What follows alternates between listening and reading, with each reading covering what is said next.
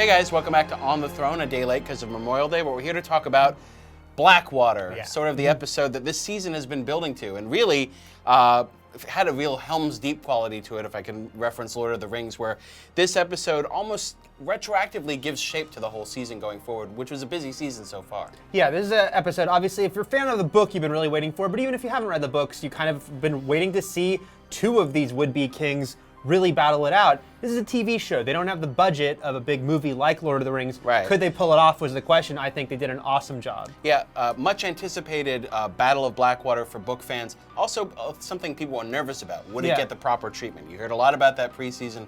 What are they going to do on TV to pull this off? And while it didn't hit every note of the book, of course, it surpassed my expectations as far as a Game of Thrones episodes goes, simply because also it focused on that story and just that story alone. Yeah, I thought that was a great idea. We never left there, and you didn't need to. It would have been a disservice to this story to go to Jon Snow or all these characters we love, because we want to see what's going to happen at this battle. The stakes have never been higher, and we've got Stannis versus Joffrey here. And what was so interesting to me is we're not really, I don't know about you, but I wasn't really rooting for Stannis or Joffrey, but they both have people fighting for them I'm rooting for. So it was a very strange battle, but interesting in that respect. Unlike Helm's Deep, which had a much bigger production, of course, what makes Blackwater work so well is the layers, the fact that you're rooting for and against both sides. You want to see Joffrey's head on a spike. Yes, you do. Do you necessarily want to see Stannis king? You know, you just have to weigh both sides. Tyrion is really the big reason why you don't want to see King's Landing sacked. Right. On the other hand, Stannis, as opposed to Joffrey, who ran off like a big puss, Stannis is first into battle. Yeah. You know, and he's pretty awesome. No, yeah, I mean, you definitely see that this guy, you know, might be a son of a bitch, but yeah, he goes right up that ladder. He is fearless in battle, and he's certainly going to give his all here. And, you know, we get to see Bronn, the Hound, all these people, you know, in the midst of things, and we see what goes down when the Hound, who's been so fearless himself, actually turns tail at one point. Well, and why does he turn tail? Well, it's because he sort of had this war trauma paralysis from seeing people on fire, reminded him of getting burned. And why were they on fire?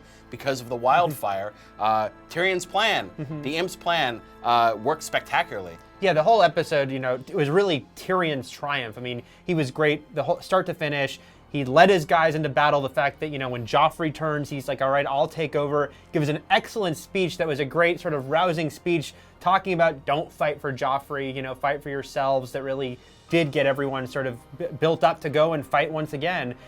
You know, maybe things went kind of sour for him at the end, but overall, this was a great Tyrion episode. I mean, the thing about Tyrion is that he's half self-preservation, which is why you like him, and he's clever, and he's not going to be outwitted by people.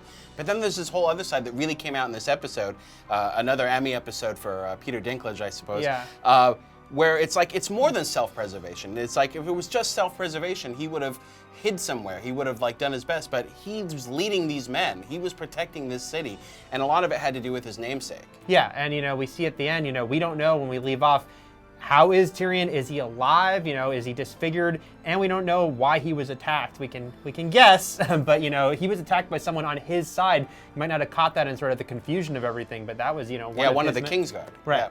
Yeah. And let's talk about Cersei and Sansa now. Cersei, they're sort of in this panic room that Sansa later realizes is a suicide room. To just keep but I kept thinking back to season 1, the first episode, when Sansa is brought before Cersei in Winterfell, and she's asking her if she's had her first blood yet, and sort of that thing. And like a lot of this sort of mirrored that in a way. And Cersei tormenting Sansa, kept calling her over as she got more drunk throughout the night. Cersei just somebody who refuses to let any maiden not grow up and be as bitter as she is. Like, she's like, I'm awful, I'm bitter, everyone's gonna like feel what I feel, I'm not gonna let anyone have their innocence, not gonna let anyone pray without teasing them, you know. I thought these were great scenes too, you know. It wasn't like, oh my God, get back to the battle. I thought these were excellent scenes for these characters. Lena Headey was great here, showing Cersei get increasingly drunk, but very truthful. She talks about, you know, feeling always overlooked because she's a woman and sort of had her place and wasn't allowed to go into battle like Jaime, because you get the idea that she would be out there with a sword. I mean, you know, she might be horrible, but she's tough. And I actually thought this was maybe the best episode yet for Sansa. I mean, she's gone through all this stuff. She's in this horrible situation, trapped with Joffrey, but she's starting to show a little more attitude to him. And, you know, yeah, it's veiled, but she is, you know, she's letting her feelings through a bit bit by bit. Yeah, I know. It's almost not even sarcasm at this point. She's just pushing his buttons, knowing that if this is going to be my life, well, then this is how I'm going to stand up to him. She even stands up to the Hound, you know, when she finds him in her room. So I agree. It was a great episode for Sansa. A great way of like establishing her as a much stronger character through this whole ordeal. Now's the part on the Throne when we have a great prize giveaway from the HBO store. That's store.hbo.com.